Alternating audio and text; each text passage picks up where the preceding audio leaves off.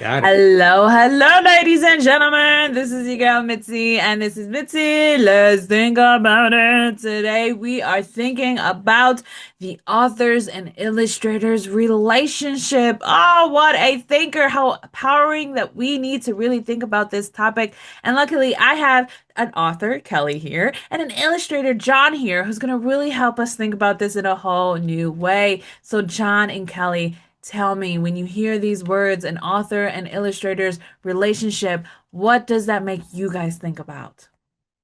A good book. Yes. And for you, Kelly?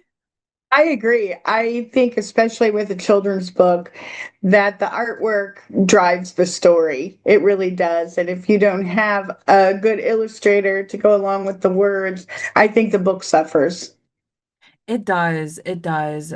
Because one thing that I realized is that when I had an illustrator that did not see my vision, couldn't um see where I was going and didn't portray it out the way that I wanted it to, it kind of just took a toll on that book. Where now when I look at that book, I'm just like, it's not my best work. You know what I mean? So I agree with exactly what you're saying. Like sometimes that illustrator can truly bring your words to such a way where it's like, wow, I couldn't even imagine it that it can look this way.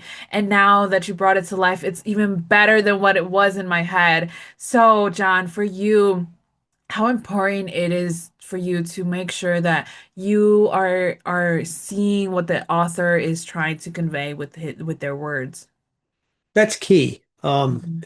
That takes the longest time in the beginning because you have to see, I have to be able to put on paper what Kelly sees in her head. And Kelly's had this character, would you say, Kelly, 22 years, 23 years? Yes, he lived in there a long time. Yes. And when she finally decided to go ahead with this, and then they, with the group she was with, and they contacted me, the whole thing was trying to develop the character so it appeared the way she saw it in her head. Mm. And that's the initial uh, work that has to be done when an illustrator works with an author to develop the characters the way the author sees it. If you can't do that, it's not gonna the author is not going to be happy with it. Yeah, exactly, exactly. So, Kelly, what are some key points that you were able to take out of this collaboration that you had with John as your illustrator? Well, I think the fact that I found an illustrator that would be patient with me because I don't know a lot about art. So to develop the character and to be able to have that communication where he would send pictures and I would go, "Oh, he's adorable," but it's not Polly. Mhm. So Mm. we would go back and forth and he would say, "Well, what exactly?" And I do I thank John all the time because my instructions were very uh, vague in the fact that I would say, he just needs to be more snugglier. And he said, okay.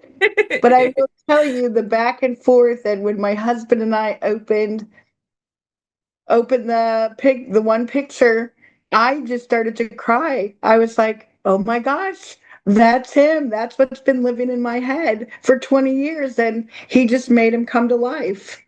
Oh, that's a beautiful moment. So, John, when you finally had that, oh, we did it, how did that make you feel?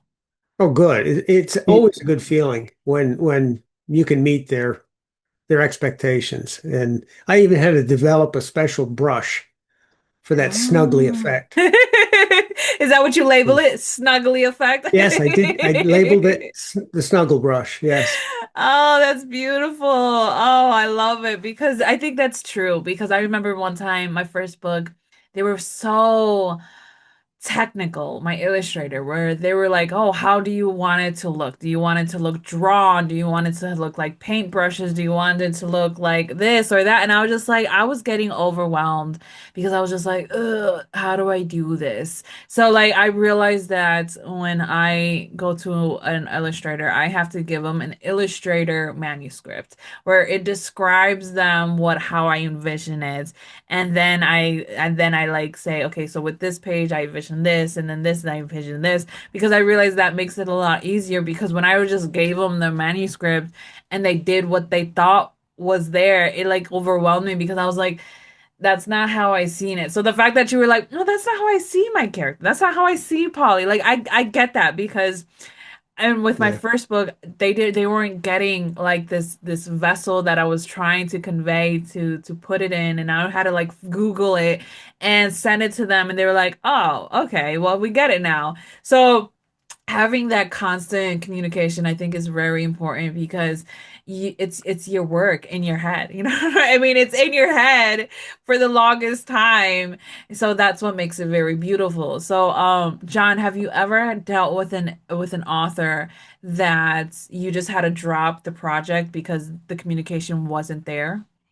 Not yet. Okay. I've had one that makes Kelly look like a breeze.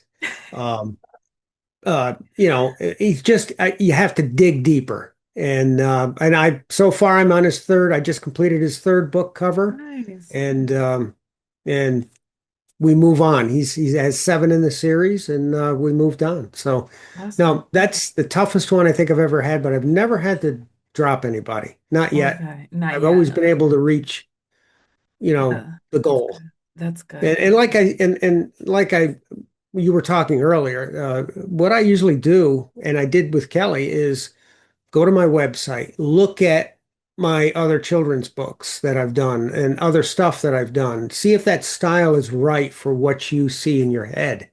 Mhm. And, because children's books are all different styles. And Yeah. there's a lot of times that a person, I won't, be able to, meet that expectation because my style is different. So Yeah. the portfolio is an important thing. And I always send an author to the portfolio first. And if he Yeah. sees something in there he likes and he likes the style, then we move on. Awesome. Awesome. So Kelly, when you checked out John's portfolio, was that just an easy connection where it was just like, yeah, this style of his style is what I am kind of envisioning my story to play out to be? Was it like that? Yeah, I looked through everything. I liked the children's books that he had done. I did have two other illustrators. I sent them, you know, I wrote what I thought Polly was, what was in my head. And they came back and there was nothing wrong with them, but they weren't anywhere near how I saw him. John's Mm-hmm. was, we saw his and went, oh, okay, this can be Polly. And I think you have to do that because until you see it right there on the page, it's hard to make your decision from looking at other people, what they've done for other people. So that would be the next step is to have a couple people draw and then you decide which one is matches what you're seeing and John's did and then he was just very easy to work with and the first book took what did it take about 3 months, John? Yeah, going on 4 months. In fact, I Yeah. think I was a few days over our contract agreement. I think we're 4 days over, in fact. But it was just because of the development of the characters. Now, the second book that we are just about finished with took half that time, took 2 months. Yeah. Because the characters are established, I know what Kelly wants, and much easier. Everything went much easier, much faster. Oh yeah, it becomes like a smoother process, especially if Yeah, it's a series, then you already have the core foundation. You already know how Polly looks. yep, Now it's about yep. creating the remaining scenes of where Polly's gonna be and what it's gonna come to. So yeah, Mhm. I agree 100%. I think when it comes to the series, if you stay with the same author, with the same illustrator, then it makes it a lot easier of a process. But I don't think it necessarily hinders it going into the second book if it overextends because it just shows how important this project is to you. You know what I mean? It shows that you put your heart into this, that you wanted to make sure that not only her vision was established, but your connection and your relationship as that author and illustrator was there so that there was no gaps and there was nothing Yeah. that like no compromise. You know what I mean? Because a lot of the times I know that with one of my books, I had to really compromise because there was a language barrier. The lady lady just didn't know English that well, so she didn't understand some of the things that I was trying to convey in my book. And I think that Makes it was one difficult. of, yeah, it made it very difficult where I just was like, you know what? I'm just gonna compromise. I'm gonna deal with it because it's not bad, but it's not great. It's not my vision, but at the end of the day, it's not the worst that's out there, because I think you hit it on the head when you said when it comes to children's books, there's so many ways that you can illustrate a book. You know what I mean? Especially for children's, because children are not as picky as they make it seems, because they just want to visually see it. And as long as you make it visually appealing, then the child is able to relate to it to a degree. And even if it's hand drawn and you can see the hand drawing, it doesn't really take away from it, because some of the children will be like, oh, okay, well, that's not that bad. I can draw that. You know what I mean? So it inspires the children to draw or to start to get creative. So there's so many ways that people can really spark that interest into children to really start thinking and moving and inquiring this love of just reading or illustration, because it's a whole different avenue when you go into children's books, because you're not just trying to gravitate to the parent, you're also gravitating to the child. So when you wrote this book, how important was it for you to make sure that the children got the message along with the parents? Um, I thought that was pretty important. And I wanted it to inspire them to travel, to go and see, to Yeah. be proud Americans. And I think that came across. And I think the fact that the pictures told the story, that I have a friend of mine is a reading teacher. She has a granddaughter. And when she read it, she said, Kelly, it's perfect. The pictures were perfect because she is not reading yet, but she can look at the pictures. And now that she's been read the story, she can tell the story just from the Love pictures. that. And Yeah. after teaching for 29 years, and that's the beginning of reading. They Yes. start to tell it and they use their context clues. So I wanted to make sure all that was included. Yeah, I love that. I love that you say that, because it's so real. Because people don't realize how important illustrators are when it comes to children's book, because they bring it to life. Because before a child can start reading it, they can see it. And when an illustrator like yourself, John, that can bring it to light and allow like the words to be mobile, you know what I mean? The words to be visual in that aspect of movement and scenery is so valuable, because it makes it's so real, because they could be in their 40s and 50s and still remember that one childhood book just because of the imagery that was there. You know what I Right. mean? Like I will always remember like this one book about, I don't know the name of it, but I just remember this one scene where it was about this building that was in fire, and they were like, fire, fire, Mr. McGuire, and the illustrator made the house in fire and in flames, but every level was different, and it was really cute. And I will always remember that book because of the way that the illustrator portrayed the fire and portrayed each scene of the tenants there, and it was just so impactful that anytime somebody says fire, the first thing that comes to my head is fire, fire, Mr. McGuire. So it really does make it very impactful. So what are some hurdles? I know we touched base on a little bit of it, but what are some hurdles that you can give maybe an illustrator or an author that may be listening to really consider when it comes to this relationship? Just communications. If you can communicate and go back and forth and have, patience, I think anybody could work together as long Yeah. as, you can understand each other. Yeah. And Yeah. another point with the book, Kelly's series is the history that the kids are going to learn. It's not just Paulie's lost and he goes here and he goes there and stuff, but there's a lot of history that's going to be coming out about our country, and Hmm. I think that's important. Yeah, it really is. It really is. And Kelly, for And I'd you? have to agree. I think it's the communication. I think you have to find someone that you're comfortable working with and who is going to communicate with you, and that it's okay to say what you need changed or Right. what part you liked, what part you didn't. And I think with this being my first one, that was hard because this is someone's work. The last thing I want to do is go, I don't really like Yeah, yeah. it." But you don't also want to compromise, like you Mhm. mentioned, um, Mitzi, that you don't want to compromise. It's your story, it's your book, it's what you've had in your mind, it's how you want to come out. You really don't want to shortchange yourself on that either. So you got to be able to, when you communicate with the illustrator, you got to be able to, you know, push a little bit more each time, to get the illustrator to understand what you're trying to do. Okay, okay. So Kelly, when you were pushing John to get your Wow. vision of Polly, how did that make you feel? You know what I mean? To just give him that extra oomph of like, no, not that snuggly or not that dry, or I mean, how did that make you feel just to giving that feedback back? At first I found it fairly difficult because, like I said, I didn't want to hurt anyone's feelings, but I also, to say I wanted it how I wanted it. And it, our relationship, and we had such good communication. I mean, I'm going to just tell you, I hit the lottery when John and I worked together.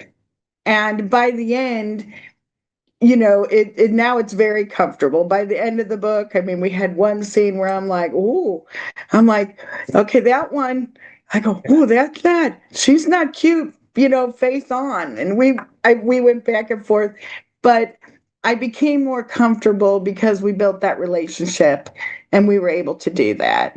And don't That's forget the classroom scene. Remember that, the Oh, difference there? Yeah. I think that was the first.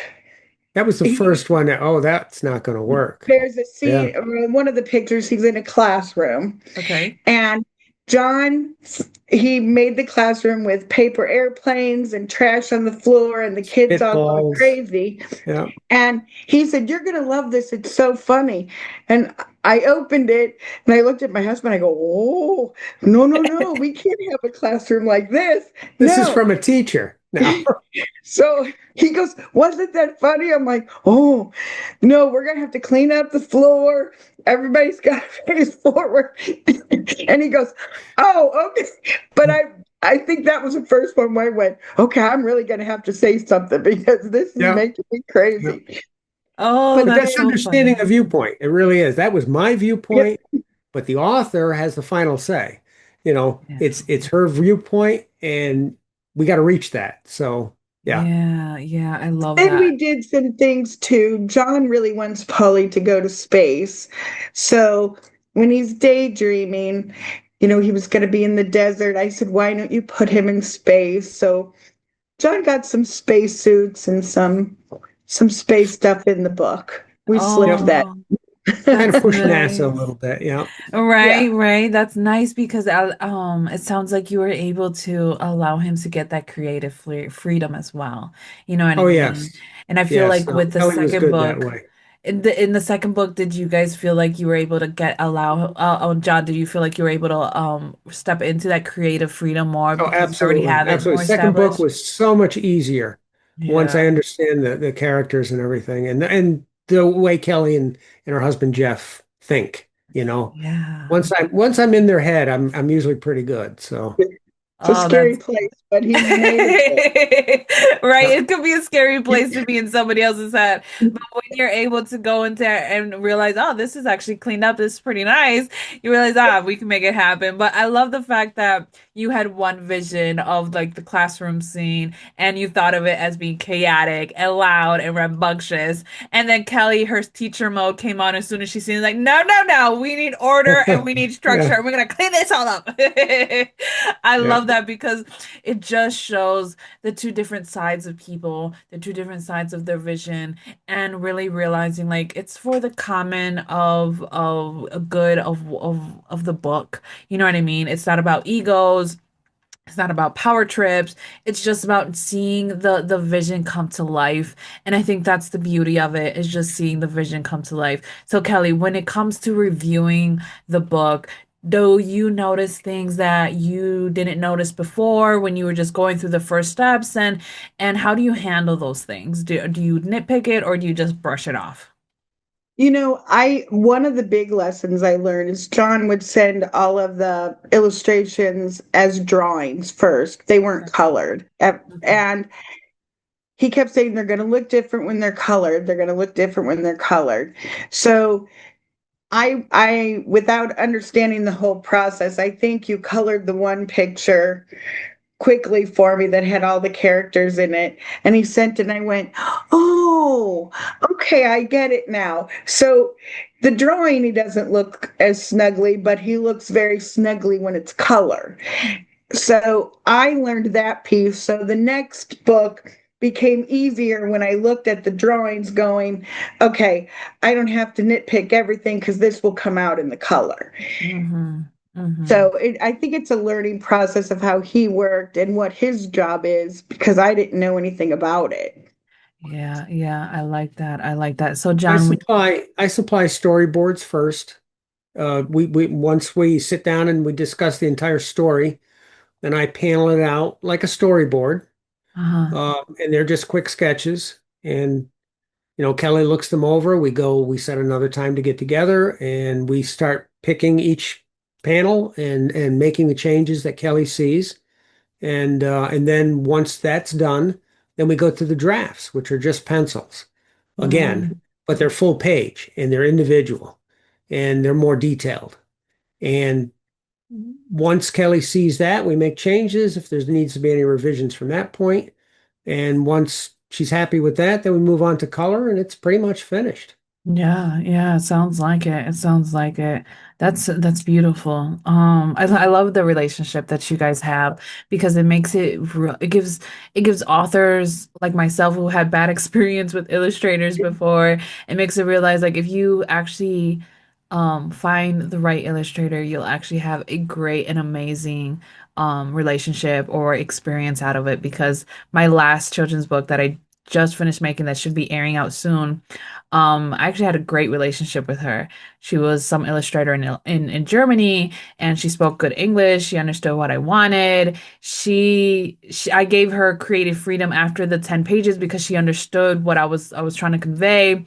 And then once she understood what my husband cried when he finally seen the ending product. So illustrators, you cannot devalue the worth that you bring into to the author's vision because your value is so important. You bring our creativity that we have locked in our mind out in real life in a way that's like you're free. You know what I mean? I bet you now Polly's finally free from being locked in your mind and your husband's mind for so long. And now, you know what I mean? All of these things are so freeing because it's like now other people can experience Polly. Other people can experience my vision. Other people can finally see my heart, see your heart. And I think that's the reason why I think having this author and illustrator relationship is so important that you shouldn't dismiss it as, oh, it's just another person like I used to. It's really about finding the person that connects with your same values, connects with your same understanding, you know what I mean? Have the same goal. Like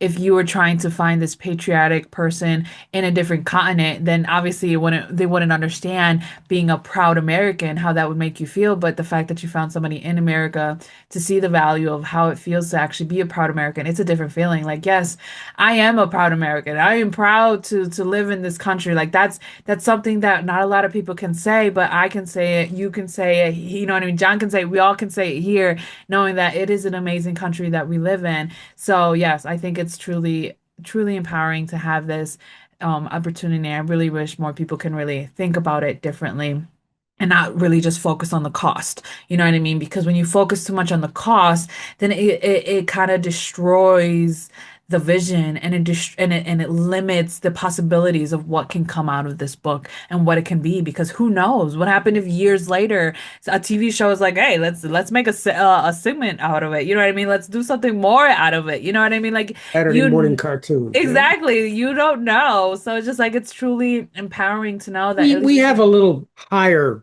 goal, I think. Kelly, if you want to explain. Okay, Mitzi, my goal to know when Polly's made it is when he's a balloon in the Macy's Day Parade Oh, for there you Thanksgiving. go. So we There got a you little bit of go. work to do, It's but a little bit of a lofty goal, but I mean, if you're gonna set a goal, you might as well have one really good one. Right? A really good one. I like that because it's a real one. It could be next to Snoopy. You know what I mean? There SpongeBob's you up go. there. You know what I mean? Like Yeah, yeah. Polly can be there. So are you thinking of a third book then, or is it done with two? No. No, the second book, he adventures to Washington, D.C. And that actually is in the process, should be out by Christmas, actually, 2025. I don't, and the third book we've started on. So Nice. my husband does a lot of the fact finding for me, and he writes these very long, elaborate stories that are not for, I have to bring them down for kids. Yeah. And we will work on the third book, which hopefully will be out, next year.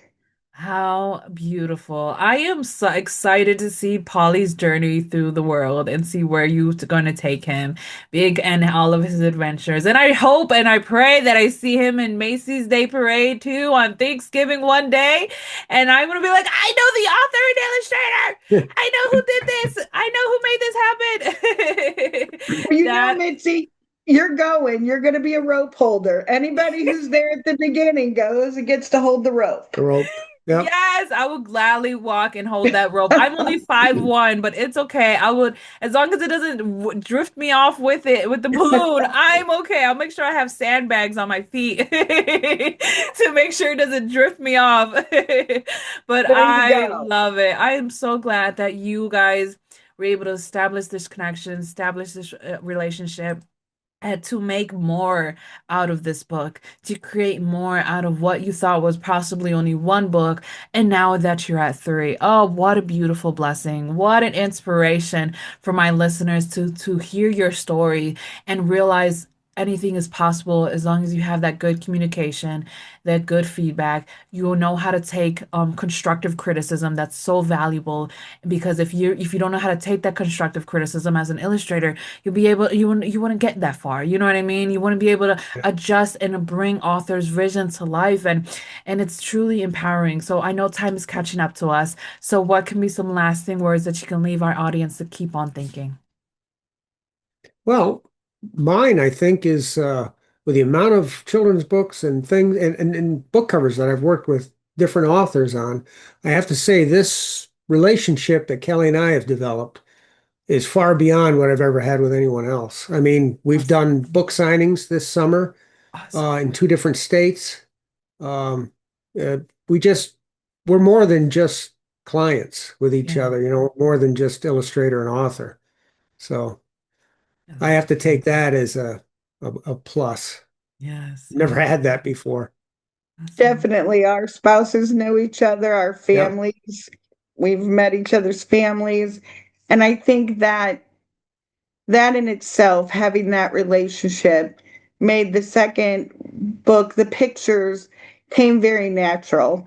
And I think the fact that John knows Polly and understands Polly, there were parts in the story he would go, "Do you really want him to do that? Maybe."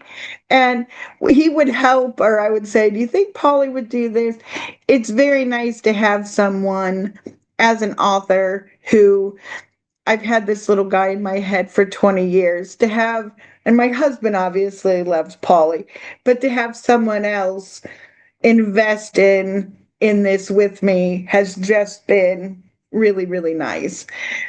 Oh, absolutely. It is. It makes it like a true bond, a true relationship. It's like a baby. It's your work husband and work wife, and there's your baby Yeah. is your book. Yep. You know There what I you mean? And the go. fact that you guys were able to do book signings together and promote your book across all platforms is truly beautiful because it's not a selfish thing. It's about seeing it for something more is allowing kids to imagine. Allowing kids to see where they're coming from in a different way, in a different opportunity, and to just think differently and move differently and feel what you're trying to convey in those words in your illustrations. So it really does hold so much value that, I mean, to be honest, words can't really describe it because there's so much that makes it beautiful. And the fact that this is one of the better relationships that you have had and you've done this you've done this line of work for so many years, John. It really takes holds so much value because it just shows, you know what I mean, how many people are there and they don't really care about a relationship. They don't care Yeah, I've about never had this, so yeah, they yeah, don't really not care this kind. about what you have to say or what your inputs are. They're just like, this is what I want. This is what I need. This is all I get. You know what I mean? It's so black and Yep, white, and it's like, it makes it like, okay, I'll do it, but I'm not gonna like it, but I'll do it. You know what I mean? It makes it different when you like it and you like the characters and you like the author and you like who you're working with. And it gives you this motivation to do it. It gives you like this energy, this inspiration, like what else can this be? And the proof is in the pudding because you guys are still creating something that you never thought, probably, Kelly, when you were first looking for an illustrator, that you never thought that this was going to come out to be where what it is. And the fact that you have this relationship with your with each other's families and you guys could probably go out for cookouts, you know what I mean? And just have a great time, not even talking about work. I mean, yep, that is we've truly done something it. beautiful. Yeah. Yeah. I believe it. There's no doubt in my mind. I don't I believe it 100%, and I inspire my authors and illustrators who may be listening in this and during this conversation to really consider everything that we just said. Really play it back in your mind and see your parts and see if this is what you really want to create this type of connection with your illustrator or with your author. You know what I mean? And if you have any questions and you're inquiring to find somebody who's sincere, go check out John. He has his work on his website. You'll find the access to the link in the description. And if you want to know more about Kelly and all the books that she has to offer, or what's coming out of her, what's coming to be, or any of the goodness, I have access to her link as well to her website, and you can find out more about her. You can follow her on her social medias. You can follow John on his socials as well. All of this great information, easy access. You don't got to do a Google search. Just finding them in the description just so that you can continue on thinking. Because isn't that the point? Yes, it is. So, with that being said, bye.